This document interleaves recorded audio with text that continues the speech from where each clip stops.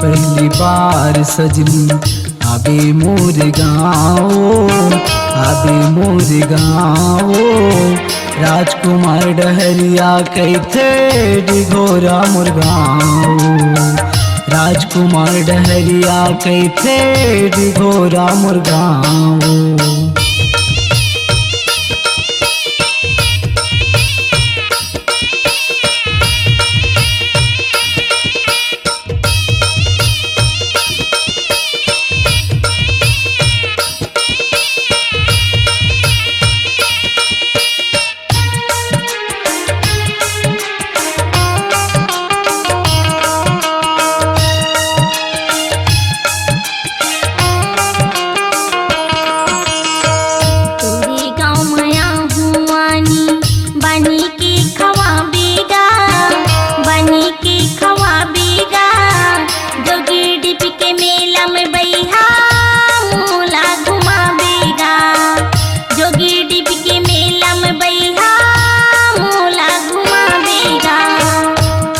पहली बार सजनी आबे मोर गाँव, आबे मोर गाँव।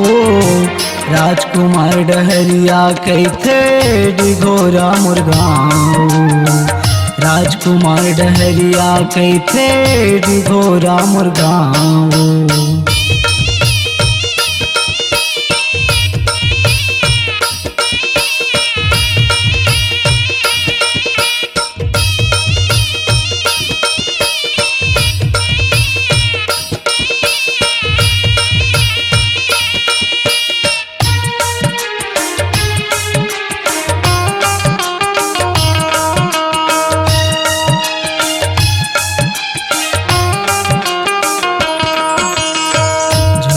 डिप के मेला माँ तोला नहीं ले गाँव मैं, तोला नहीं ले गाँव मैं। जमो टोरा देखत रहते तेला नहीं भाव में, जमो टोरा देखत रहते तेला नहीं भाव में।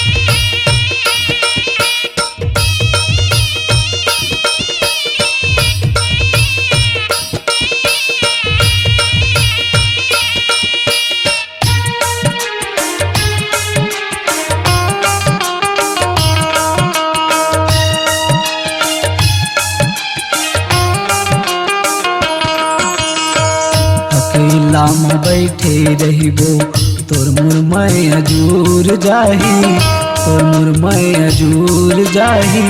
मेला ठेला माँ बही तोर मोर संग छूट जाही, मेला ठेला माँ बही तोर मोर संग छूट जाही।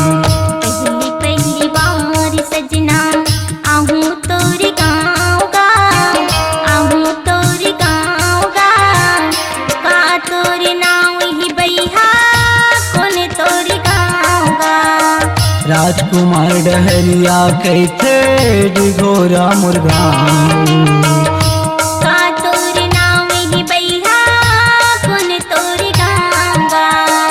राजकुमार डहरिया कैथे डिघोरा मोर गाँव। अपनी आवाज को दीजिए एक नया मुकाम। डिजिटल रिकॉर्डिंग की दुनिया का जाना पहचाना नाम स्वरांजलि, जहां गूंजती हैं ध्वनियां अपनी माटी की सौंधी सुगंध के साथ। छत्तीसगढ़ी संगीत के विविध रंग जो पहुंचाते हैं पूरे प्रदेश में डिजिटल रिकॉर्डिंग के संग।